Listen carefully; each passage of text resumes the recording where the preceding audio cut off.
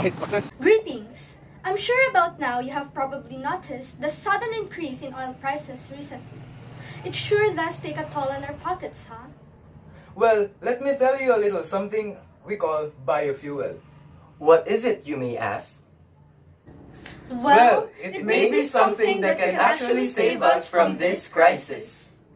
I am Dexter Dan Anthony G. Camado. And I am Shop Moto. And I am Beatrice G. Obalde. And we are researchers from STEM of Galianosa National High School. And we are here to discuss to you our study, which is entitled Guava Leaves Powder Extract as an Alternative Source of Bioethanol. One of the most widely used energy today is fuel. Fuel provides energy services such as heating, transportation, and electrical generation. Because of its many uses, it is a critical component of the global economy.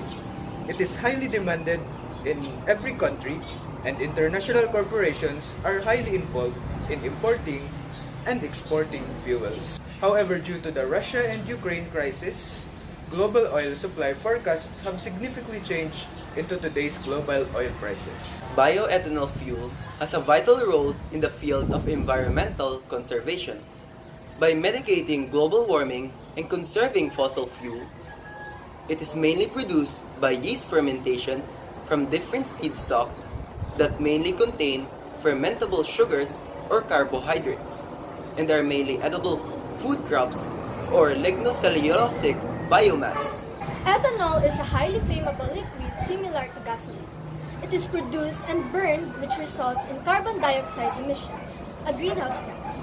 However, ethanol manufactured from biomass is considered carbon neutral in the atmosphere.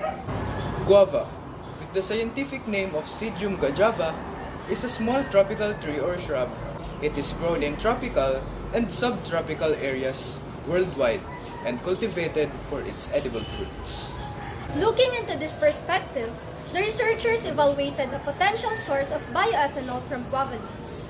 The researchers explored the production of bioethanol from guava leaves because of its 48.13% carbohydrates, hemicellulose including 7.71% xylose, 22.6% arabinose, 0.59% mannose, and 29.41% galactose, 21.2% lignin, and 40% cellulose, hence making it a potential source for the production of bioethanol.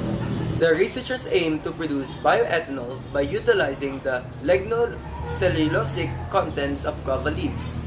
Specifically, the researchers sought to answer if there's a significant difference between the efficiency of varying amounts of guava leaf extract in producing bioethanol, and if there is any significant difference between the alternative bioethanol and commercial fuel in terms of flammability and duration of flame. The majority of the studies that were aforecited are focused upon the use of various biomasses for the production of biofuel, mainly for bioethanol, which according to Zabed and his co-researchers on 2017, bioethanol can generally be derived from sugars, starch, and lignocellulosic biomass. Different types of biomass were utilized to improve or create alternative sources of biofuel. For the purpose of the study, quantitative research design will be utilized, particularly through experimental research design, since the subject will be gathered randomly and will be tested in different variations. The researcher will be conducting the experiment while utilizing approximately 300 grams of guava leaves. The method for which to gather the guava leaves will be random sampling and will be tested indiscriminately. The commercial fuel will then be labeled as the control group, and the varying amounts of extract from 50, 100, and 150 grams of guava leaves will be the experimental group of this experiment. The production of bioethanol will undergo several processes which will be thoroughly explained by the researchers. Phase 1. Harvesting. The researchers will firstly collect guava leaves from its tree. Phase 2. Pre-treatment or grinding. The guava leaves will be washed thoroughly and will be air-dried for 7 days. Then, will be grounded into powder through the use of blender and will be set aside into 3 containers. The next phase will be hydrolysis or extraction. The hydrolysis process will act as an extraction process for fermentable sugars from guava leaves. Phase 4 will be filtration. This process will be used in the study to filter the extracted fermentable sugars from the guava leaves powder. Phase 5 is heating.